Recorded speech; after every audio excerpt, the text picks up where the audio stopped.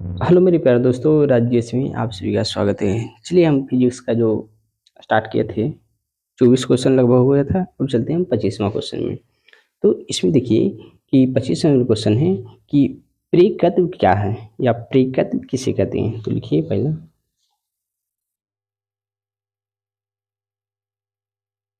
प्रेरकत्व क्या है।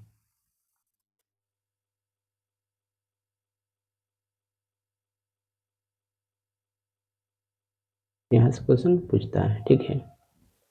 अब ये लिखिए कि प्रेरकत्व क्या है। तो चलिए इसको हम लिख देते हैं आंसर। चलिए पहले इसको थोड़ा सा समझ लेते हैं, उसके बाद तो प्रेरकत्व वैसा विद्युतीय परिपथ जो विद्युत चुम्बकीय प्रेरण की घटना उत्पन्न करने का गुण रखता है, उसी को प्रेरकत्व कहते हैं। मैंने वैसा परिपथ जो विद्युत चुम्बकीय प्रेरण की घटना उत्पन्न करने का गुण रखता है, उसी को बोला जाता है प्रेरकत्व कहते हैं। तो चलिए लिखिए कि वैसा विद्युत परिपथ, वैसा विद्युत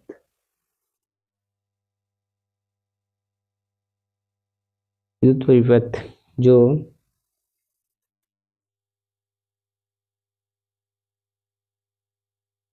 आगे लिखिए जो चुंबकीय प्रेरण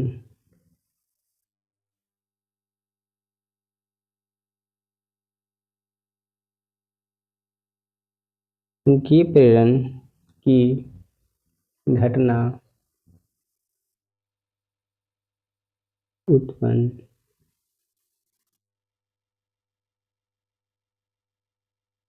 करने का गुण रखता है, उसे प्रेरकत्व कहा जाता है।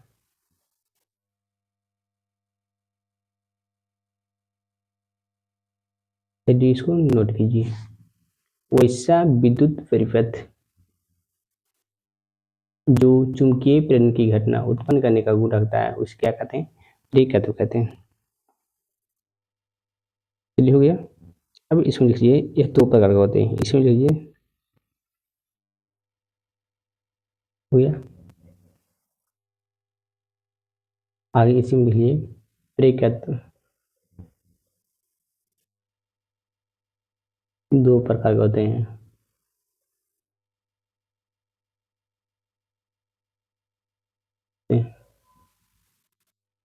चलिए हो गया। अब नीचे में लिखिए यहाँ से प्रेरकत्व, प्रेरकत्व लिखकर इस तरह से कर लीजिए और एक भाग इधर कर लीजिए, दो भाग। तो पहले पॉइंट में लिखिएगा स्वयं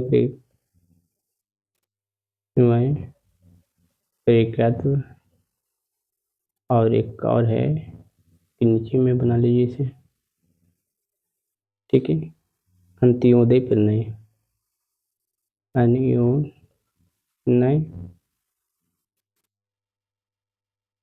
प्रेरकत्व, ठीक है।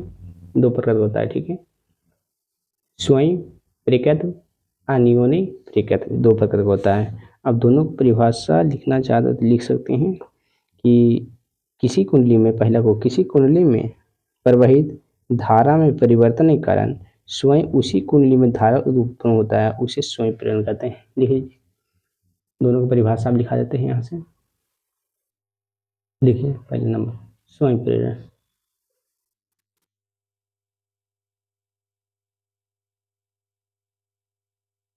चलिए देखिए इसका परिभाषा कि किसी कुंडली में, किसी कुंडली में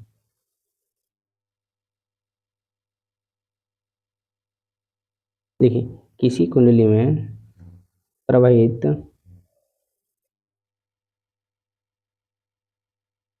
प्रवाहित धारा में परिवर्तन के कारण परिवर्तन के कारण स्वयं उसी कुंडली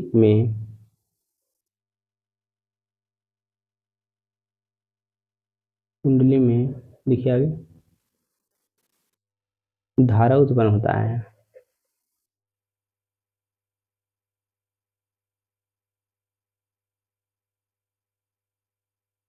धारा उत्पन्न होता है उसे स्वयं प्रेरकत्व कहते हैं या कहा जाता है। ठीक है, इसको लिख लीजिए। किसी कुंडली में प्रवाहित धारा में किसी कुंडली में प्रवाहित धारा में परिवर्तन के कारण स्वयं उसी कुंडली में धारा उत्पन्न हो जाता है, उसी को कहा जाता है स्वयं प्रेरकत्व कहते हैं।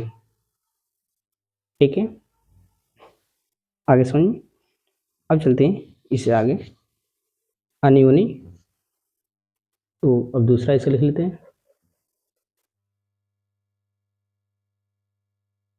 दूसरा इसका था अनियोन्य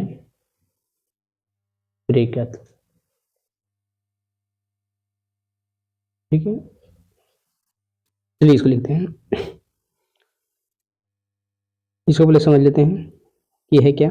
तो किसी कुंडली में धारा में परिवर्तन के कारण दूसरी कुंडली में विद्युत वाहक बल उत्पन्न, इसमें विद्युत वाहक बल उत्पन्न हो रहा है। ठीक है, उसमें धारा उत्पन्न हो रहा था, इसमें विद्युत वाहक बल उत्पन्न होता है, उसी को अन्योन्य प्रेरण बोला जाता है। ठीक है, तो लिखिए परिभाषा कि किसी कुंडली में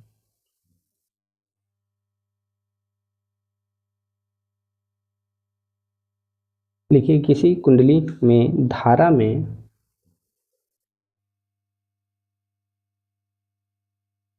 देखिए धारा में परिवर्तन के कारण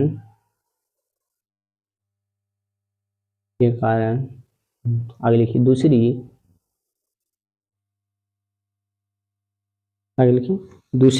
कुंडली में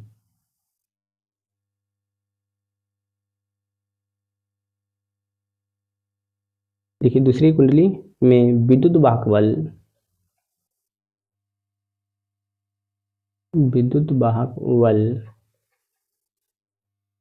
उत्पन्न होता है,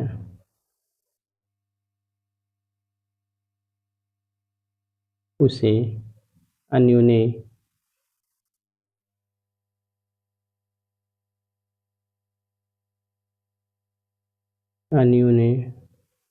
प्रेरकत्व कहा जाता है। ठीक है, लिख लीजिए। आप क्या कीजिएगा, यहाँ से टोटल पहले इसको लिख लीजिए। किसी कुंडली में धारा में परिवर्तन के कारण दूसरी कुंडली में विद्युत वाहक बल उत्पन्न होता है, उसे ही अन्योन्य प्रेरकत्व कहते हैं। ठीक है, हो गया। अब देखिए यहाँ पे मेरा क्वेश्चन था, एक क्वेश्चन से मेरा 3 क्वेश्चन बन गया। ठीक है, देखिए प्रेरकत्व क्या है। तो प्रेरकत्व क्या था, वैसा विद्युत परिपथ जो चुंबकीय प्रेरण की घटना उत्पन्न करने का गुण रखता हो, जो चुंबकीय प्रेरण की घटना उत्पन्न करने का गुण जो रखता है, उसी को रहता है प्रेरकत्व। ठीक है, प्रेरकत्व के प्रकार देखें, 2 प्रकार का होता है, स्वयं प्रेरकत्व और अन्योन्य प्रेरकत्व। ये दोनों का परिभाषा लिखिए। ठीक है, अब इसे हम आगे चलते हैं। चलिए इसको पहले थोड़ा सा देख लीजिए, एक बार देख लीजिए, लिख लीजिए। चलिए हो गया। अब इससे आगे चलते हैं। मेरा अगला क्वेश्चन है, शब्द समझ लिखिएगा, भंवर धाराएं क्या है। भंवर धारा क्या है, यहाँ से क्वेश्चन पूछा है, पूछता आया है या पूछेगा ही। ठीक है, भंवर धाराएं क्या है। ठीक, तो लिखिए इसका उत्तर। देखो भंवर धारा है क्या, कि जब किसी धातु के टुकड़े को परिवर्ती चुंबकीय क्षेत्र में रखा जाता है, तब धातु को संपूर्ण आयतन में एक प्रेरित विद्युत धारा उत्पन्न होता है, उसी को भंवर धारा कहते हैं। जब किसी धातु के टुकड़ों को परिवर्तित चुंबकीय क्षेत्र में रखा जाता है, तब धातु को संपूर्ण आयतन में एक प्रेरित विद्युत धारा उत्पन्न होता है, इसे ही भवभार धारा कहा जाता है। तो लिखिए,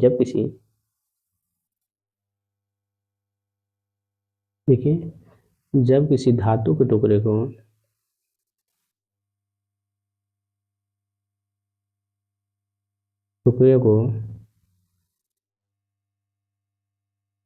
संपूर्ण आयतन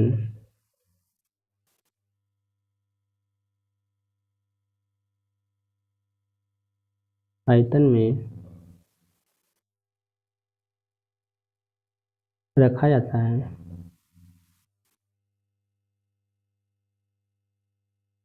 जाता है तो तो प्रेरित तो प्रेरित विद्युत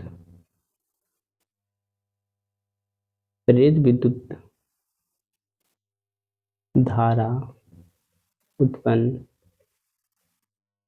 होता है, उसे ही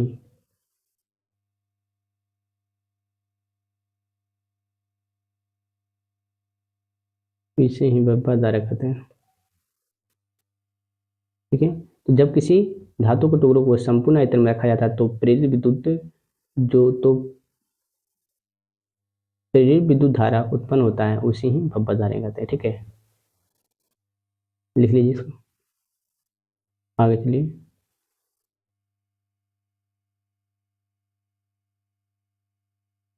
हो गया, अब चलिए इससे आगे। एक विस्थापन धारा क्या, लिख लीजिए। अगला, विस्थापन धारा क्या है?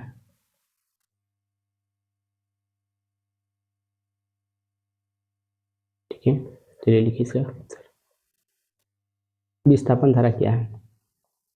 तो संधारित्र के प्लेटों के बीच विद्युत क्षेत्र समय के साथ परिवर्तित होता है, जिसके कारण प्लेट के बीच धारा बहती है। इस धारा को ही विस्थापन धारा कहते हैं। कहते हैं संधारित्र का जो प्लेट होता है उसके बीच में विद्युत क्षेत्र के समय के साथ में परिवर्तन होता है, जिसके कारण प्लेट के बीच धारा बहती है, उसी को कहा जाता है विस्थापन धारा कहा जाता है। तो लिखिए, संधारित्र देखिए संधारित्र के प्लेटों के बीच संधारित्र के प्लेटों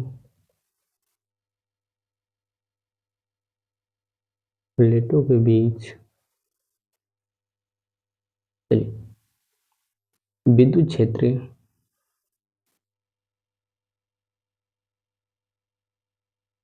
के समय के साथ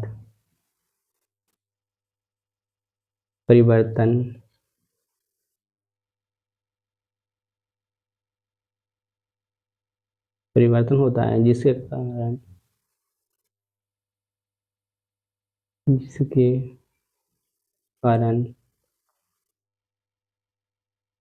जिसके कारण प्लेट के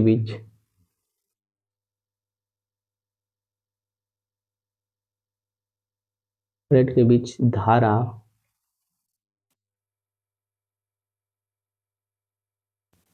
धारा क्या होती है? धारा बहती है। इस धारा को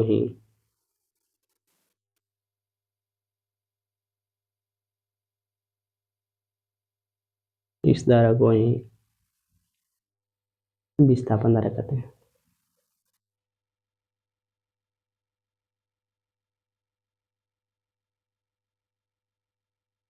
चलिए इसको लिख लीजिए।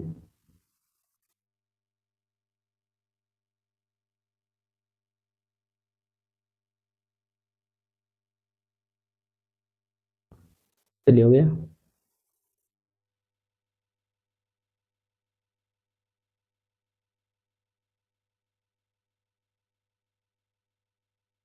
अब आगे चलते हैं, इससे आगे एक मेरा क्वेश्चन है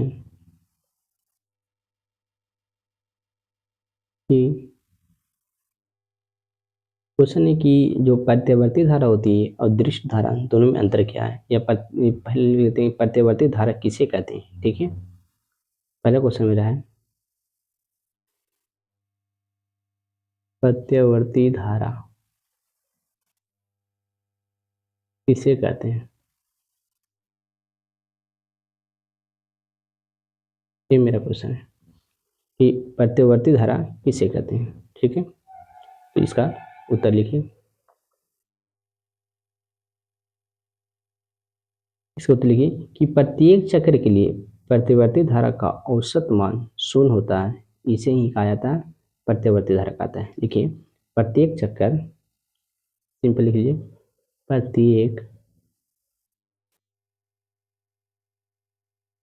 प्रत्येक चक्कर के लिए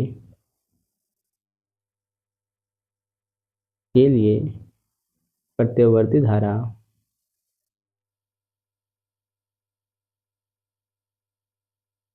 धारा का औसत मान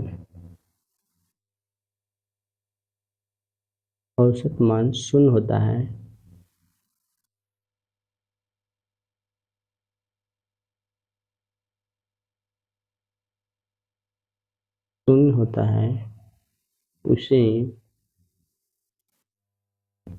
प्रत्यावर्ती धारा कहते हैं।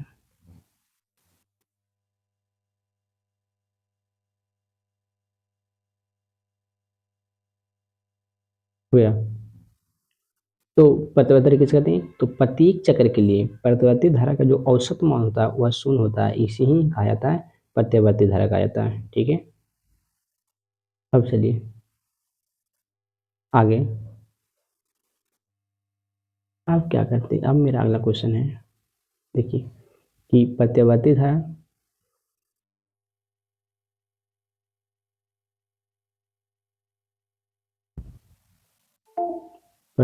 धारा तथा दिष्ट धारा में अंतर लिखे। ठीक है, अब क्या करना है कि प्रत्यावर्ती धारा और जो दिष्ट धारा है दोनों का अंतर लिखना है कि दोनों में क्या अंतर होगा। ठीक, तो चलिए हम इसको लिख लेते हैं, इसका अंतर। तो चलिए इसको लिखते हैं हम उत्तर। तो इसको 2 कॉलम बना लीजिएगा, इसका आंसर। देखिए इसको 2 कॉलम बना लीजिएगा। ठीक है, पहला कॉलम बनाइएगा कि प्रत्यावर्ती धारा, इधर लिख लीजिएगा प्रत्यावर्ती धारा।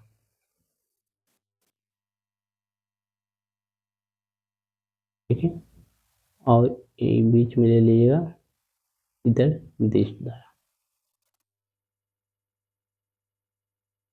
ठीक है, अब देखिए इसमें दीजिए पहला नंबर। ठीक है, इसमें पहले में कि इसकी दिशा समय के साथ बदलती है, इसमें लिखिए इसकी दिशा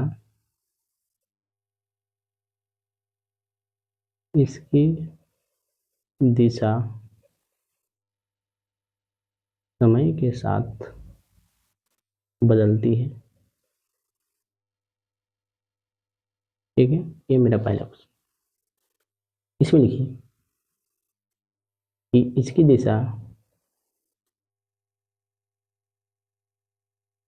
दिशा समय के साथ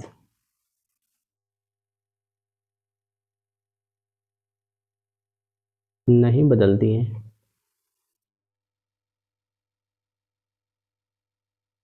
ठीक है, लिख लीजिए।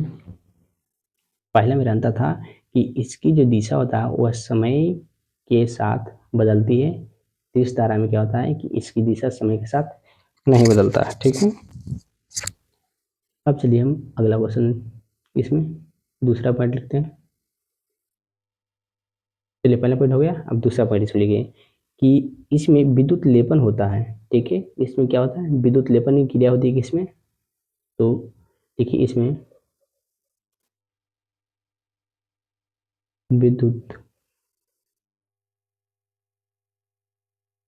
लेपन होता है, और इसमें लिखिए इसमें विद्युत लेपन नहीं होता है।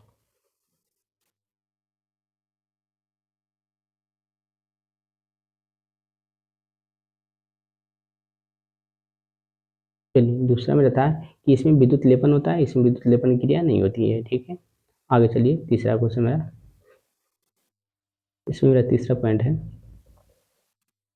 चलिए तीसरा पॉइंट होगा कि इसकी जो आवृत्ति होती है वो 50 हर्ट्ज होती है, ठीक है। तो लिखिए इसकी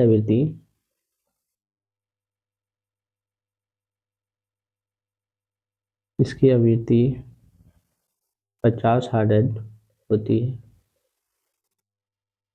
ठीक है। और इसमें लिखिए इसकी आवृत्ति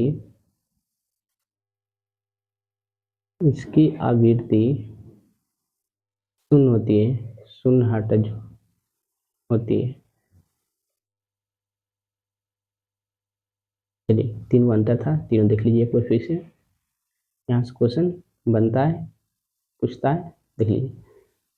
प्रत्यावर्ती धारा था, अदृश्य धारा, ठीक है। दोनों में अंतर देखें। पहला पॉइंट मेरा था कि इसकी दिशा जो है समय के साथ बदलती है, और इसमें था कि इसकी दिशा समय के साथ नहीं बदलता है। दूसरा था इसमें विद्युत लेपन होती है, इसमें विद्युत लेपन की क्रिया नहीं होती है, ठीक है। इसमें इसकी जो आवृत्ति होती है वो 50 हर्ट्ज होती है, जबकि इसका जो इसकी आवृत्ति होती है 0 हर्ट्ज होती है, ठीक है। दोनों में अंतर यही था, ठीक है। हो गया। अब चलिए देख लीजिए, अब चलते हैं इससे आगे। तो मेरा अगला क्वेश्चन है मेरा 27 नंबर।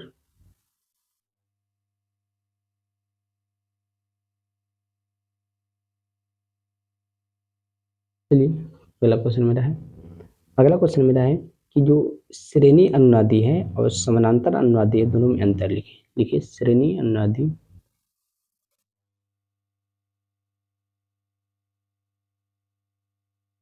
अनुनादी एवं समानांतर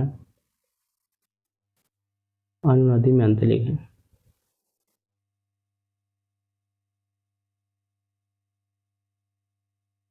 अंतर लिखें, ये मेरा क्वेश्चन है, ठीक है। अब हम क्या करते हैं, इसको लिखते हैं उत्तर। देखिए, इसको भी दो भाग में बांट देते हैं। एक तरफ लिख लेते हैं श्रेणी अनुनादी,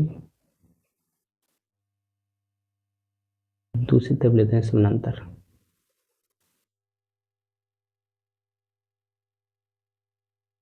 ठीक है। अब इसको मैं पहले पॉइंट डालिएगा। चलिए, इसमें लिखिए कि श्रेणी अनुनादी की स्थिति में प्रतिबाधा न्यूनतम होती है। क्या होती है? न्यूनतम होती है। तो लिखिए इसमें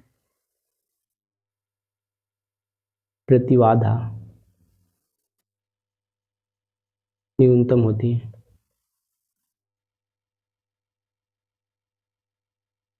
ठीक है। क्या होती है? न्यूनतम होती है। इसमें लिखिए इसमें प्रतिबाधा अधिकतम होती है, अधिकतम होती है, ठीक है।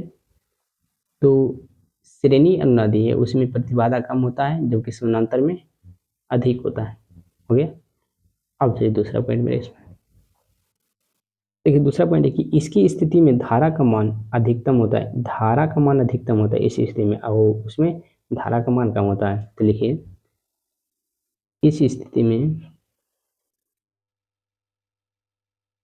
धारा का मान अधिकतम होता है,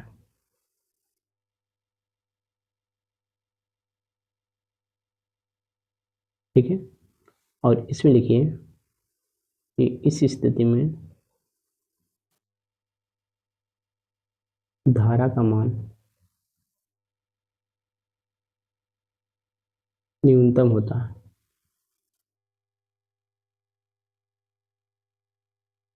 हो गया।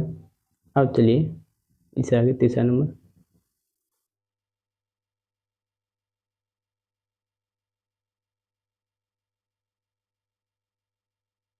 अब तीसरा में इसमें लिखिए तीसरा कि इसकी उपयोगग्राही परिपथ में, इसका जो उपयोग होता है क्या में, परिपथ में उपयोग होता है, और उसका प्रयोग होता है जो परिपथ में नहीं होता है। तो लिखिए इसका उपयोग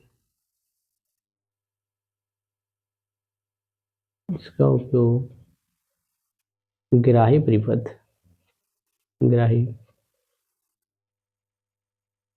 परिपथ में होता है, ठीक है। जबकि इसमें लिखिए इसका उपयोग ग्राही परिपथ में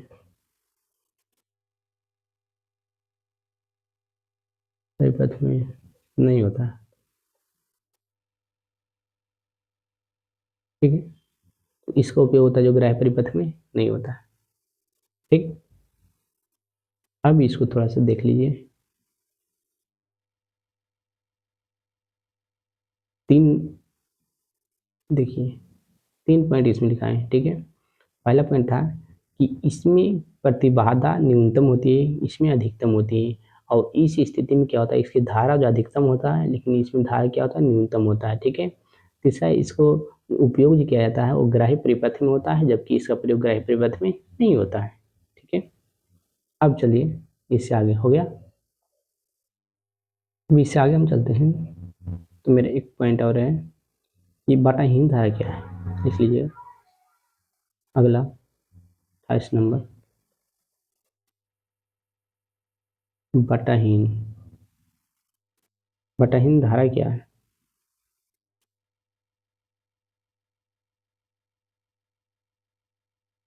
ठीक है।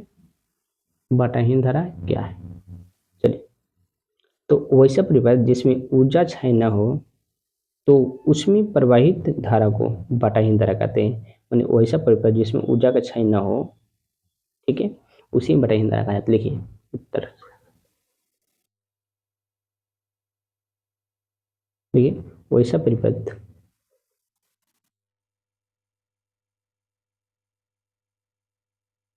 देखिए वैसा परिपथ जिसमें जिसमें ऊर्जा का क्षय न हो तो उसमें प्रवाहित धारा, प्रवाहित धारा को बटाहीन धारा कहते हैं, ठीक है। तो वैसा परिपथ जिसमें ऊर्जा का क्षय न हो उसे उसमें प्रवाहित होने वाली विद्युत धारा बटाहीन धारा कहलाता है, ठीक है। हो गया। अब चलिए इसे आगे चलते हैं, लिख लीजिए।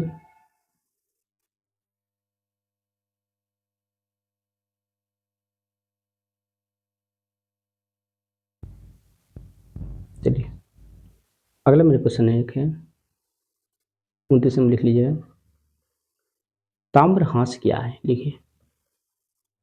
ताम्रहांस क्या है या किसे कहते हैं, किसे कहते हैं, लीजिए।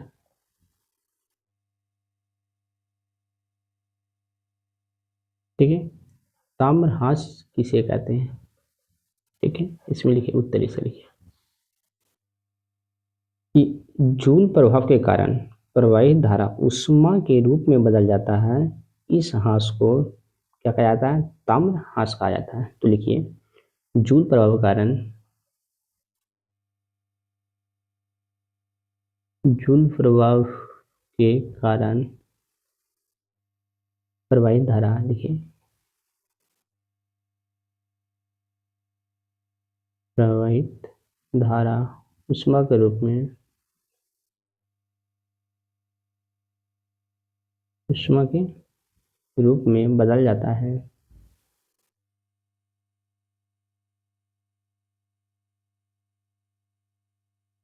बदल जाता है। इस हास को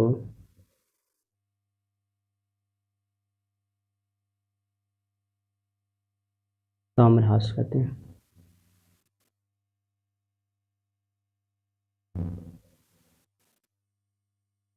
ठीक है। चलिए हो गया।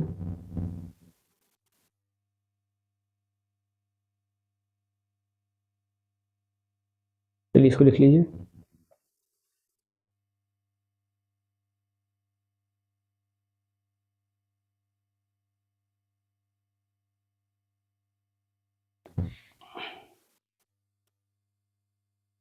चलिए हो गया।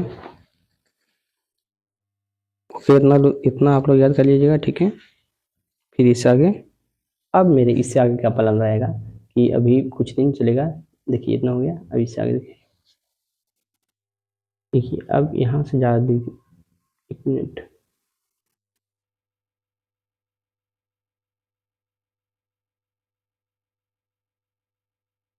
देखिए अब मेरा क्वेश्चन यहाँ से इसे 26 टोटल हम लगभग कितना 50 या 70 क्वेश्चन कराएंगे, ठीक है। इसमें से क्या होगा कि जो बोर्ड एग्जाम में है वह 2 नंबर वाला बन जाएगा आपसे, ठीक है। उसके बाद इसके बाद हम शुरुआत करेंगे। जब ये हो जाएगा तब पूरा जितना क्वेश्चन बैंक है, क्वेश्चन बैंक का जितना भी 2 नंबर का है उसको हम सोल्यूशन करवा देंगे, ठीक है। उसके बाद क्या करेंगे, जो 5 नंबर का क्वेश्चन है 5 नंबर वाला टोटल सभी को बताएंगे, ठीक है। ताकि एग्जाम में एक भी क्वेश्चन फिजिक्स, केमिस्ट्री और मैथ ये तीनों से न छूटे, ठीक है। तीनों का स्टार्ट किया, अभी फिजिक्स का चल रहा है, ठीक है। ये महीना लास्ट वाला खत्म हो जाएगा फिजिक्स, तो फिर केमिस्ट्री का स्टार्ट करेंगे। उसके बाद लास्ट में मैथ का भी स्टार्ट कर देंगे, ठीक है। अब देखिए ये तो 5 नंबर वाला हो गया मेरा, तो 5 नंबर वाला सभी को पहले बताएंगे, जितना भी न्यूमेरिकल भी कुछ कुछ बता देंगे, और जितना भी साबित करने वाला है उसे भी बता देंगे, ठीक है। तो आप लोग सपोर्ट बनाए रखिए। Okay, all the best.